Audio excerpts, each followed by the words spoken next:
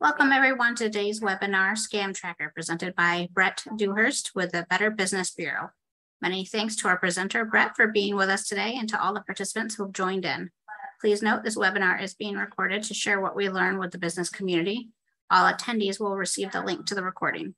Brett will share the presentation with you, then follow with time for questions and discussion. Please use the chat to submit any questions during the presentation. Just a reminder, when others are speaking, please keep your audio on mute to minimize background noise. With that said, I'll turn it over to Brett to start things off. Perfect. Thanks, Beth. Looks like we have a small attendance today, which is awesome. We can make this very informal. We can have a conversation more than an actual presentation. As Beth said, my name is Brett Dewhurst, and I'm the Community Programs Coordinator for Better Business Bureau of Upstate New York.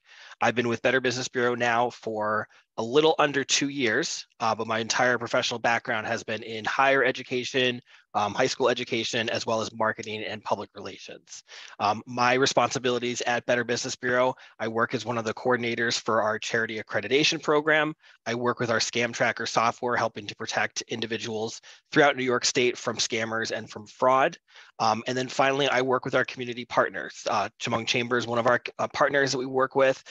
We have opportunities where we can share educational programming, educational webinars, as well as help in person and volunteering at special events. So thank you for having me today. Alan, Elaine on this call, if you guys have any questions at any time, feel free to reach out. I have probably about 20 minutes of content or so that I'll present to you, and then we can open it up for any sort of questions. But I'm happy to pause realistically at any time to kind of go over something basic. So this presentation is really designed to educate members of the public of what scams are, what the tactics that scammers are using in regards to working with individuals, and basically giving you the tools and the resources that are necessary so you can prevent scams yourself or you can prevent others from being scammed. The biggest thing that we talk about at Better Business Bureau is the #1 way to prevent scams is your outreach, consistently letting others individuals know if you've heard of a scam, if you've been involved in a scam, or if you know someone else that has. Being able to share those stories helps all the different parties that are included to make sure that those scams do not continue to happen. So we'll go into a little bit of details on the types of scams that are out there, especially ones that are featured heavily in New York State. A lot of this content is spread all throughout the US, in a lot of cases internationally as well, but we will focus specifically on New York State and the ones that we are seeing over the last couple of years that have been popping up. I do want to give just a little bit of background on what Better Business Bureau does. There are 2 different Better Business Bureaus throughout the state of New York. We have our upstate one, which is located in Amherst, and there's also the Metro New York, which is located in New York City. And the map that's in front of you shows the outline in purple of which the territory we cover in regards to the upstate New York. And then in the darker gray, those territories, those counties are covered by Metro New York. So between the 2 BBBs that we have in the state, we operate and we work with all the counties of New York State, helping out individuals in a multitude of different ways. So Better Business Bureau, we are a nonprofit organization. We were founded over 100 years ago. The Better Business Bureau of Upstate New York, we are actually celebrating our 100th anniversary this year with presentations all throughout the state. So we're excited to get started with that.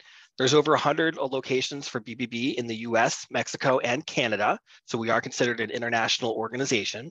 And we operate ourselves, specifically, like I mentioned, within 48 counties of upstate New York. I personally reside in Albany County in Albany, New York. We cover as far, basically just south of Albany, all the way up to Buffalo, up to the North Country, and all the territory in between. So we have a rather large search area which we work with, but it provides us a lot of feedback of the types of scams that are out there when individuals do report that information to us. So we're very thankful whenever we have an individual that's willing to speak up, that's willing to provide information to us so we can be more active and we can alert the public for things that occur in our particular state. A couple things that we do specifically, we work at the upper level, we work to establish business profiles on bbb.org. These profiles sometimes contain ratings or they could contain alerts.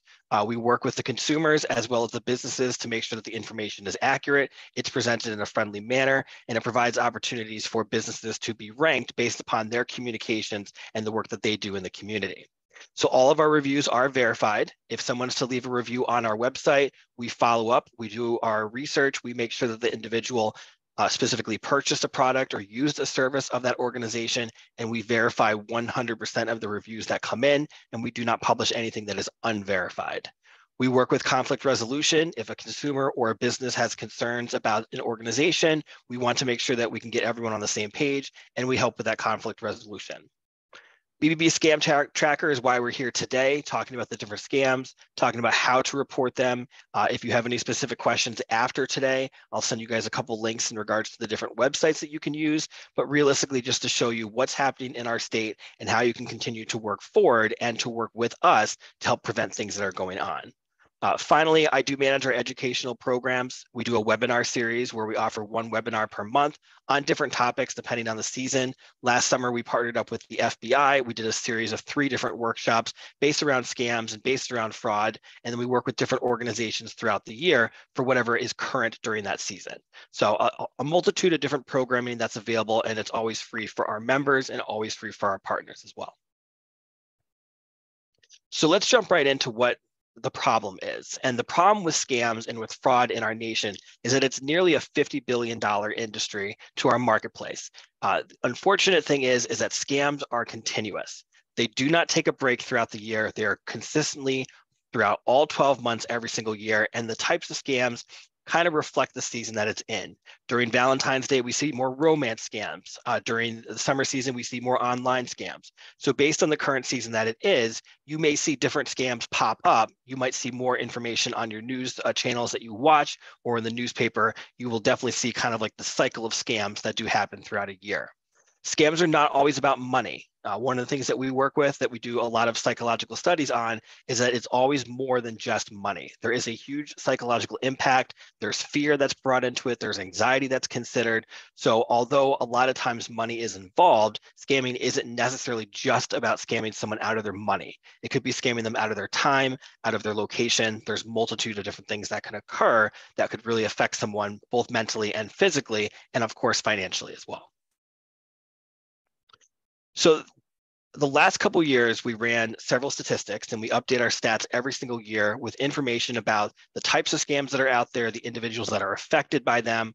One of the things to note is that more than 8 out of 10 people have been potentially basically sought after in regards to fraudulent offers. They received an email, a text message, a phone call, a letter in the mail, some sort of communication that a scammer tried to have with an individual, and 80% of the US are receiving those annually. So someone basically is trying to scam nearly every person in the US every single year, and you will definitely see multiple scams that pop up for that.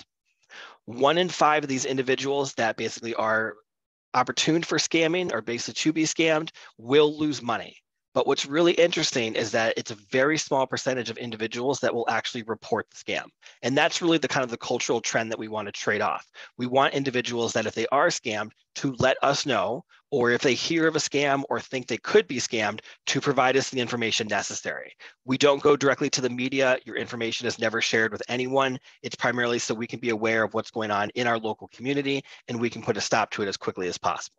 A lot of the times when you view our social media in regards to scams, it talks about the scams that are happening on a day-to-day basis, and it gives you the tips and the trades to make sure that you're not going to fall for that particular scam that's currently taking place. This is one of my favorite slides that our international organization has put out. There are plenty of risk factors that go in regards to affecting a particular type of scam. In this example, it shows kind of like the demographics based upon age. So you can see in the green, the bars that are checked up, it shows how much is the medium amount of money that's lost from an individual. So individuals that are 19 and under, they have a very small portion of which money is lost, but they also have a higher percentage of those individuals or more likely to let us know about a particular scam. So as the generations and as the ages continue to climb, you'll notice the individuals in regards to actually reporting them are decreasing. And that's a really tough stat to see.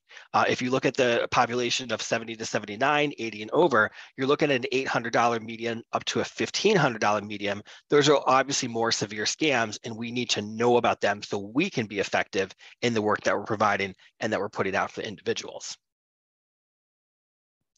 Some of the riskiest scams, we also break this down by demographic. You can see across the board, the #1 most risky scam that's out there, and this has been a trend for years now, is online purchasing scams. I think everyone has seen an online scam at some point. You might have clicked on a link on Facebook or other social media. You might have gone to a website that you thought was the actual website, but things may have looked just a little bit off. A lot of these individuals will create sites, they'll create profiles that look realistic. And when you start engaging with them, you're more likely to spend money on something that you may never receive in the mail because it's an organization that doesn't exist. And they're very good about tricking individuals into that sort of situation. From the 18 to 24 level, the next most important scam is the employment scams. A lot of individuals, they're getting out of high school, they're getting out of college, they're looking for that first full-time professional job, and a lot of individuals are scamming this particular age group of false jobs that are out there, or jobs basically where you need to pay a certain amount of money to file an application or to provide your information. So we do work with that population a lot in regards to employment scams because we are seeing a bigger trend of those over the last couple years. Cryptocurrency has been one of the most popular trends. If you look at the different age groups that are out there, for the most part, it's kind of it's the second riskiest type of scams that are out there. The crypto market changes consistently, and there's individuals that always will try to get in there and find particular funding of which they can put into their own bank accounts and basically stealing it from others. So it is a scam that we look at all the time because it is being the second most popular. And then as you kind of see the third most, it kind of changes based upon the age group. So everything from investment scams, employment scams, home improvement, and then tech support scams. These are all major factors and the biggest ones that individuals fall for or basically become victims to if they're not following basic protocol, if they're not doing their research, or they're basically being acted upon quickly and they're used out of fear. And we'll talk about what scammers will try to do in regards to that particular type of fear as we move forward. So what can you do? The number one piece of advice that we give individuals is tell family and tell friends if you have been scammed, if you feel like you could have been scammed, or if you know of scams that are occurring. There are red flags that are associated that we will talk about for each of these types of scams that are out there. And just by doing a little bit of research, a little bit of background checking, you can prevent yourself from the majority of scams that are out there with not a whole lot of time or effort on your part. Those individuals that can spot these types of warning signs are more likely to walk away, to not engage with a particular scammer. And so research is incredibly important. The more research that you do about a product or a service, if you go out there and look at different review sites, go to bbb.org, look at our review site, look at the other review sites that are out there, and it can give you an idea if a product or service is legitimate or if it's someone that set it up to scam individuals out of money. So there's a couple signs that we look into, and some of these signs are very obvious. We can talk a couple examples of the ones we've seen in the last few years. I'm sure everyone has received a text message from either Amazon or another organization saying that your package has been delayed or you need to log in and provide your upgraded information. But we all know that they don't come from Amazon. We know that they don't come from these other situations. And the reason we know this is because certain signs that occur in the types of communications that are reached out to us that can help us decide, is this a legitimate organization or is this a copycat or someone that's trying to steal me out of my hard-earned money? So the first one that we talk about and that we engage with is phantom riches. Basically, kind of like having that carrot in front of you, that dangling carrot where you consistently reaching out for, but you can never get it. It's the prospect of wealth. It's by engaging with an individual, you can earn money or you can win money based upon a particular situation. And where that happens most common is with lottery scams or life-changing prizes. I probably get at least 1 or 2 emails a week saying that I've won $10 billion from a different company based upon someone who's passed away in my family or based upon that an individual has willed this for me. There's a lot of scams that pop up all the time, and we all receive these emails. A lot of the email sites are very good. They've now filtered these types of scams out, so we're not receiving as much, but a lot of times you do see these. If you receive an email from an organization saying that you won a couple $1 million from the lottery, really ask yourself, did I enter that lottery? Did I purchase anything? Was I involved in any way? Have I heard of this organization? And I would say about 99% of the time, and your gut is telling you that no, this is not a legitimate situation. Individuals will not send you an email telling you you've won money. It'll be a phone call. It'll be an in-person type situation. So if you've never entered the contest, absolutely do not win anything. And what's crucial about this is that you should never have to pay any money whatsoever, including shipping, including any charges or taxes, to collect a particular prize. A lot of individuals will say, we have X number of dollars that we're going to send you, that you've won this. We need you to send us $100 basically so we can release the prize or something.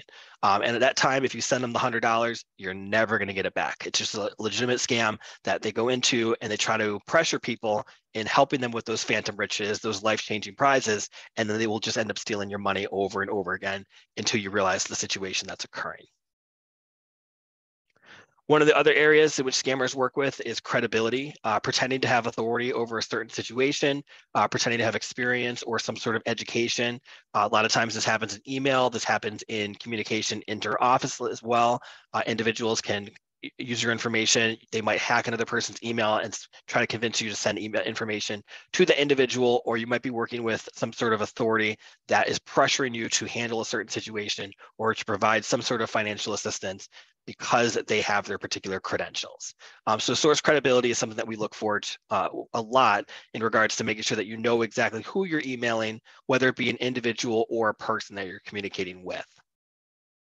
The next one is social consensus. It's a very groupthink mentality where if everybody wants it, it must be good. So a lot of times if you see a particular product or service, if you see something where you go into it and everyone wants it, there's no longer available, that's when individuals will start kind of increasing the price. They'll start doing price gouging.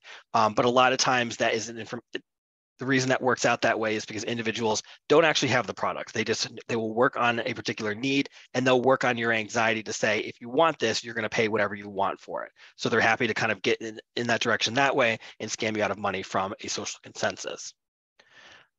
One of the areas that we work with specifically, and this is actually the reason why we do verify all of our reviews that are posted on our website, is that nearly 50% of the reviews that are listed on other companies' websites are fake. They're created by a company, an organization, or they're created by individuals that want to talk very highly or very poorly about a company.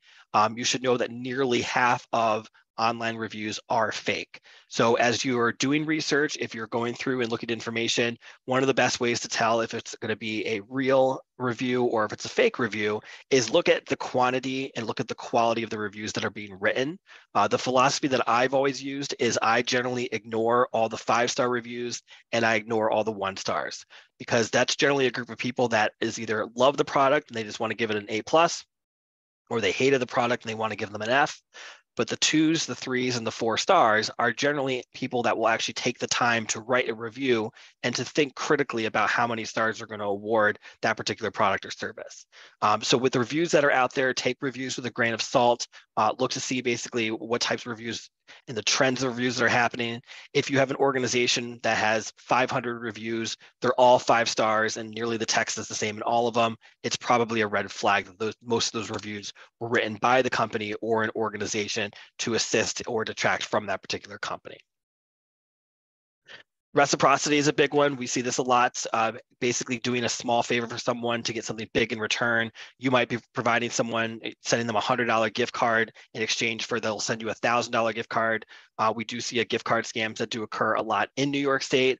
And really think about this as you're interacting with individuals. Are you paying for something, whether it be online or in person, with the false promise or the promise that you're going to get a much larger return on your investment?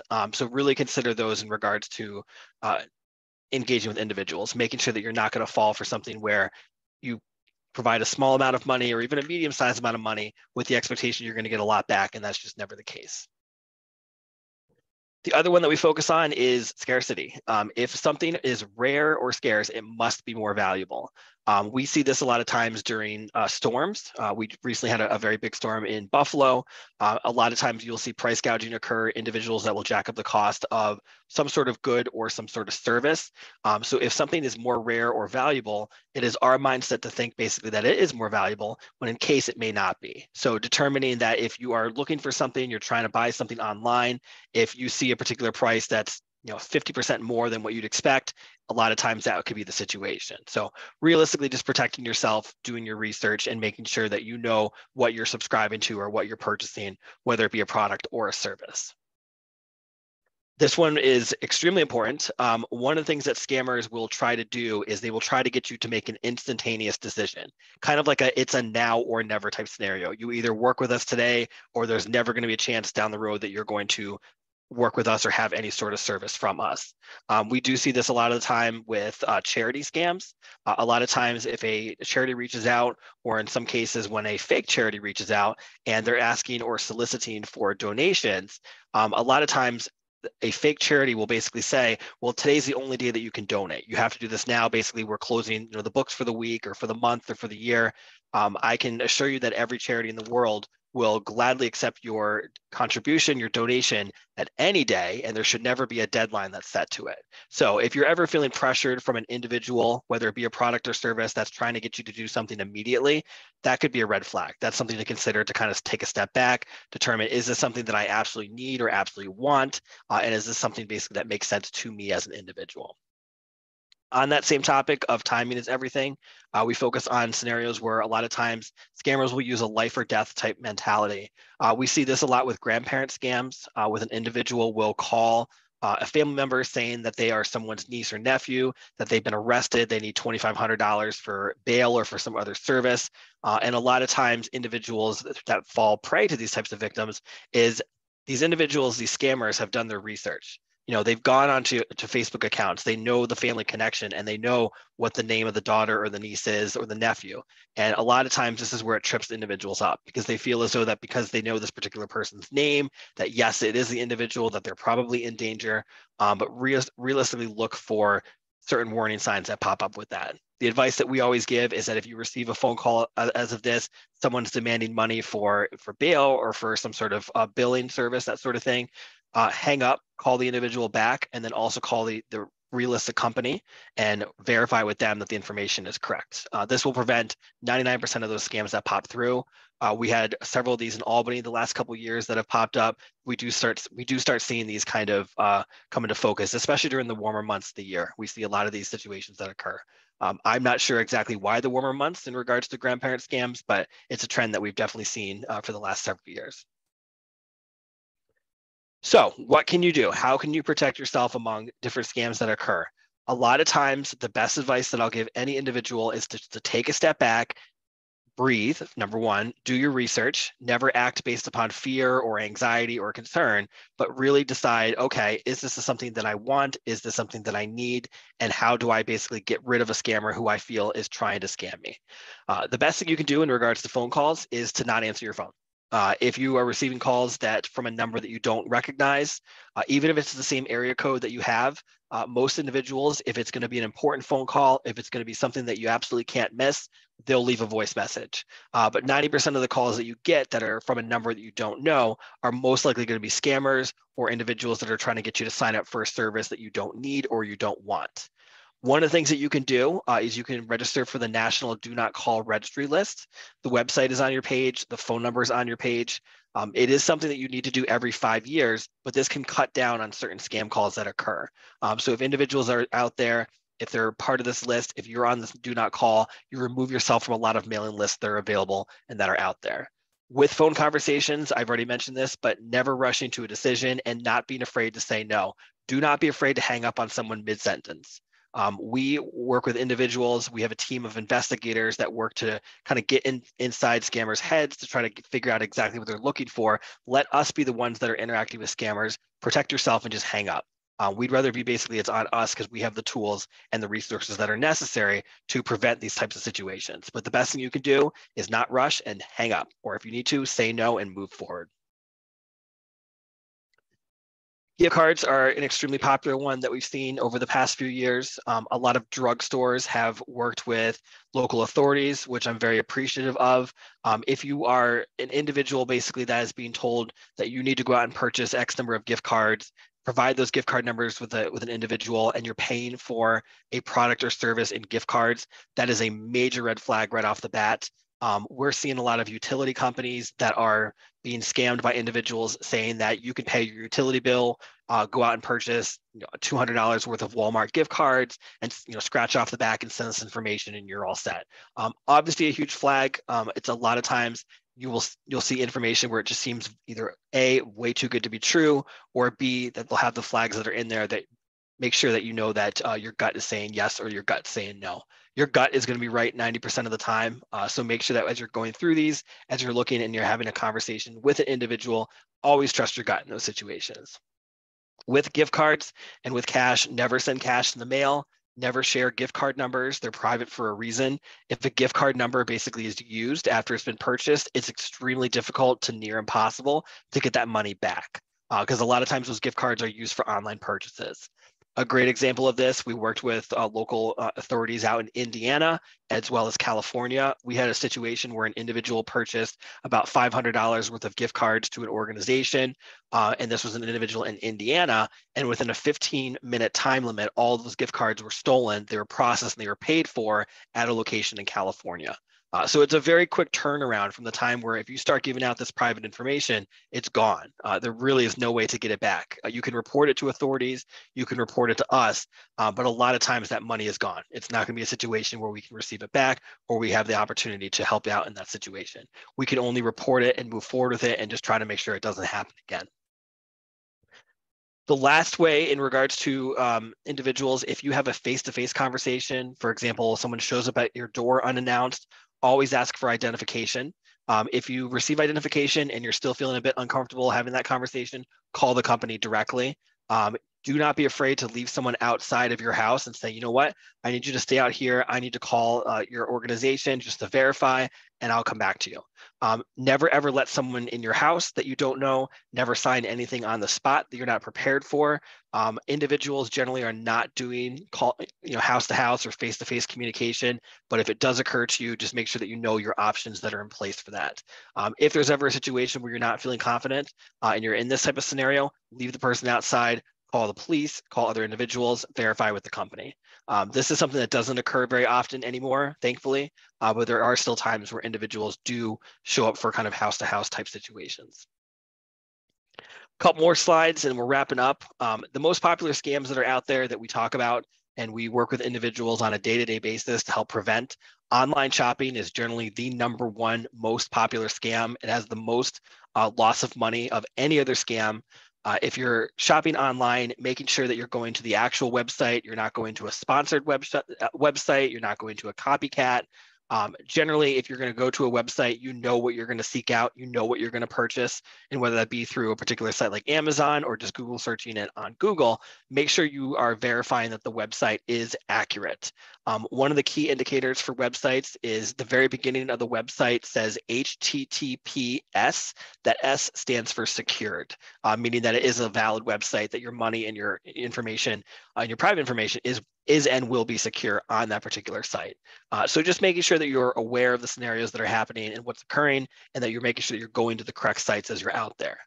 Pets are another very popular scam. We see this a lot. It's very unfortunate because a lot of times pet scams can be very costly. A lot of times scammers will advertise and they will show a website that has pictures of dogs and cats on it. You will decide that you're interested in purchasing a dog. You'll provide usually a very first deposit, then you'll end up paying for the dog. And then a lot of times after you've paid for the dog, you'll get a call or an email from the shipping company saying that they're working with your pet carrier and your organization, and you now need to pay an extra $500,000 for shipping, or $600 for COVID concern, that sort of thing.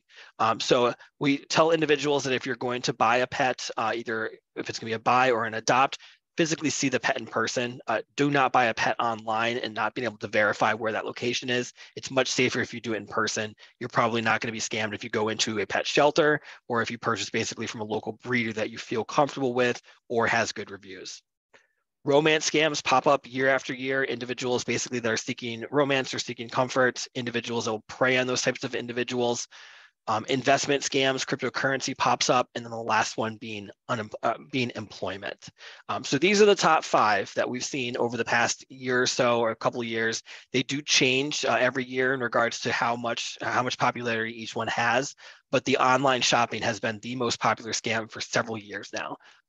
COVID had a lot to do with that, with a lot of individuals staying home, purchasing stuff online versus going to the store. But we do not think that those online scams are going to slow down at any time. So making sure that you are careful with your finances, you're careful with all of your personal information on any website that you go to. So the best way to fight a particular scammer, and this is where we come in and where we can assist you, is going to our Scam Tracker site. Our Scam Tracker site is just bbb.org/scam tracker. You can search for a scam, and it's basically searched in a way that pulls up like a Google search, where you could find out the name of a company. If you're working with an individual, you can find out if other individuals have worked with that same person, but all the information is public out there of scams that have been reported.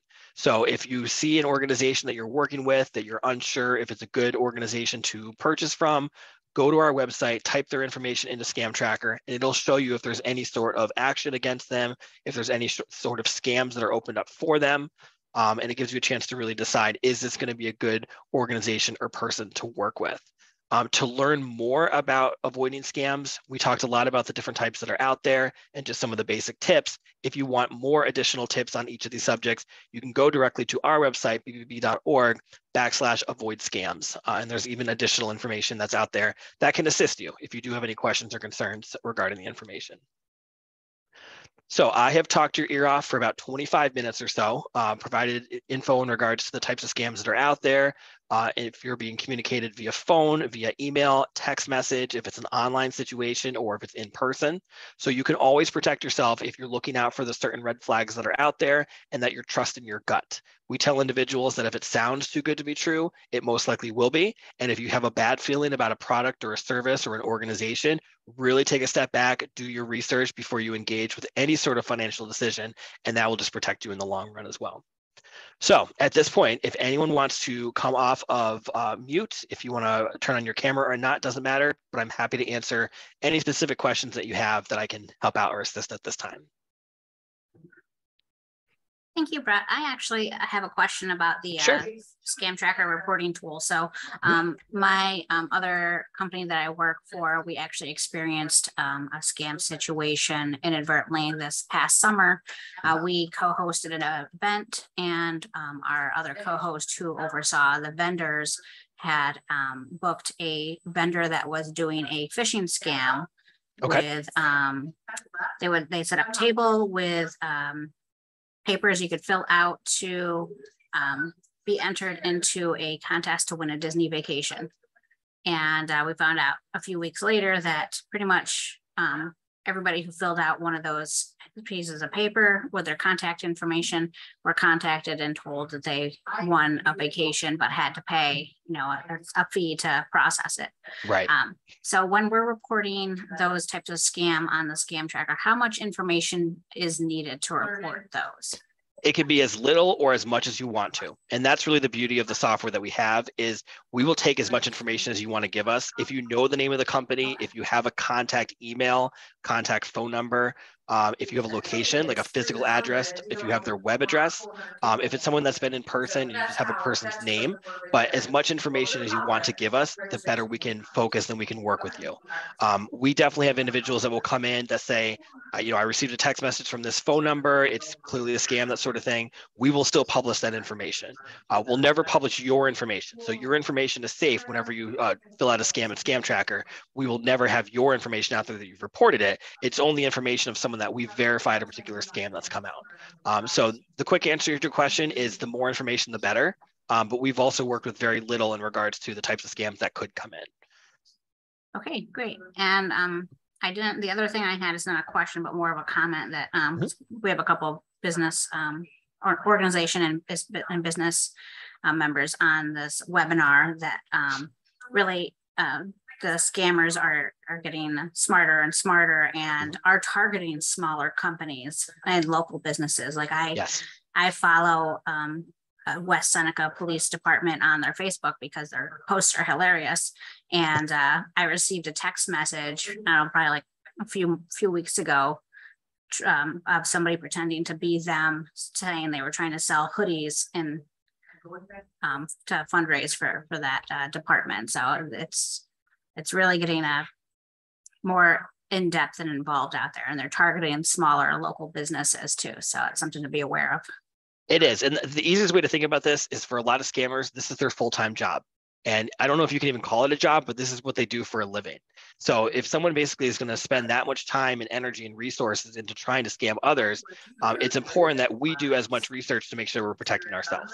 And that's the biggest takeaway, I think, is making sure that you are utilizing your gut reaction, you are doing the research that's necessary. We've all fallen victim to a scam at one time or another, or we've all been at least approached by a particular scam. So the more information that we can provide out to our community, to our members, both locally and nationally and internationally, the better off we're going to be at stopping these particular types of scams. Scams are never going to go away. It's unfortunate, it's a part of life, but what we can do at least is prevent the ones that are more obvious than others. And then once we learn about the really tricky ones, we can publish them on the news, we can send them out to news media, and we can really start helping individuals that way. Scammers eventually get bored of us. They really do. They get, they're very irritated that we shut them down. We work with the proper authorities. I have no problem sending a particular scammer or information over to local authorities or the FBI. We do it all the time. But just really just staying diligent is the biggest thing, because they're not going to go anywhere, but we can get smarter just as they will. All right, so Elaine doesn't have any questions. Alan, did you have any? Yes, just do you have a site so when we do get a scam that we can actually forward it to a site of yours? I'm actually on it now, so I can share the link. Yes, so it's bbb.org/scam tracker. So that's just, I wrote that down. Yes. So that's where we would send it to. Yes. And so when you're on there, there's a link at the top that says report a scam. And then that's where it's going to ask you to fill in your contact info as well as much info as possible about that particular scam. There's spaces where you can fill in paragraphs. You can send us pictures. You can upload documents, but you're absolutely able to send us information. What we do with those, I'm part of the team that goes through all the scam trackers that come in on a daily basis. We do research to determine if it is an actual scam. And then if it is, we publish them on our website. So yes, that's the site to go to publish something, to provide us information about something that may have occurred in your situation. So I've had situations where, like, I'll give you an example, Best Buy. I got a scam through Best Buy. So what I did is I contacted them and they gave me an email address so I could actually forward the scam to them directly. Yep. So do you have something like that also? So we just utilize the form that you have. So in that form where you fill it out, you type in your paragraph and your info from it, because what we'll use that for is when we'll send that to one of our investigation team, they'll sit down, do the research, contact the email, reach out to the different organizations. So we don't have a particular email per se this is where you send an actual scam to. We just have the form that's available online. So what I could do is then just copy it, scan it, and I can actually put that as an attachment to what we send to you. Absolutely. Yep. Okay. Yep. And I'm going to guess what your Best Buy scam was, because we see them all the time, affiliated with Best Buy, affiliated with Norton Antivirus, McAfee, all the different situations, scenarios what we see online, and it will pop up as a pop-up on your computer, or you'll get an email saying that you've paid for another year of this particular service at either $250 or $300. It's automatically being taken out of your bank account, sort of thing. Click here basically to stop this process. And when individuals click on that say that you'll click here to stop that process, they don't realize that they're typing in personal information to an individual that has no affiliation with those companies. Right. And so That's we do. That's exactly what it was. Yeah, we see that a lot. I knew it was a scam right away, and I usually call. Right. And that's absolutely the correct thing to do. We see it far too often. I will tell you, I get a pop-up at least once a week that says my computer's been infected with some sort of a virus or whatnot, and click on this to unlock your computer. And we see these very basic scams that are the red flags to us, and we spend a lot of time and we're very educated in what to look for with scams. But as scammers get smarter, we also have to get smarter. So the ones that are occurring so often, we generally catch now. It's the ones that kind of sneak in under our radar that we have to be more cautious with, and then we have to promote them to the media so it doesn't happen again. They are good. They actually have, a lot of them have done their homework. They have all the information they need. We had one for NISAC that I had to go get gift cards, and they were going to shut our electric off. And of course, it was on Saturday, so my office manager wasn't here. Right. And finally, I knew it was a scam. I said, you know what? You could do me a favor.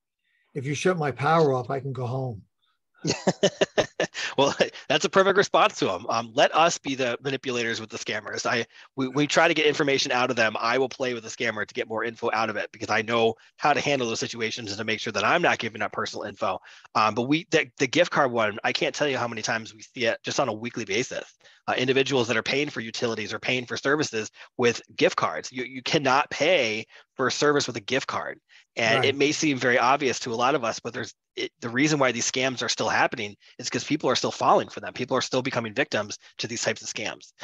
So at the end of the day, the biggest thing we can do is education and research, just really help prevent people from falling for things that we think may be very obvious, but to some of us, they're not as obvious. I know. It's sad because they prey on the people that are vulnerable. Exactly. They'll use fear, anxiety, and other psychological manipulation to make you feel like you have to act right now or something bad could happen. Right. Yep. Well, thank you very much. This was very helpful. Oh, good. I'm glad. And Elaine, thank you for the comment too. My information, I'll put it in the chat right now. I'll give you guys my email address and my phone number. Feel free to reach out if you have any questions, concerns about anything. If you do have up-to-date questions in regards to scams, I'm more than happy to answer your questions directly through email, but you also have the opportunity where you can go into the site and fill out your information as well. But my email address is in there. My direct cell number is in there. Call me, email me, text me, whatever works. I'm happy to help out and make sure you guys stay safe in the future. All right. Thank you very much. Thank you, everyone. We'll share the link to the recording with you later on. You can visit chemungchamber.org to register for upcoming webinars or find recordings of previous webinars. For anyone interested in chamber membership, please contact the chamber at info@chemungchamber.org or call 607-734-5137. Many thanks to Brett Dewhurst with the Better Business Bureau and to everyone joining us today. Great. Thank you so much. Thank you. Have a great weekend.